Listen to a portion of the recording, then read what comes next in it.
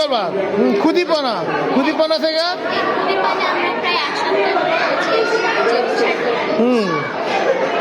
এইটাই, আর কিছু না।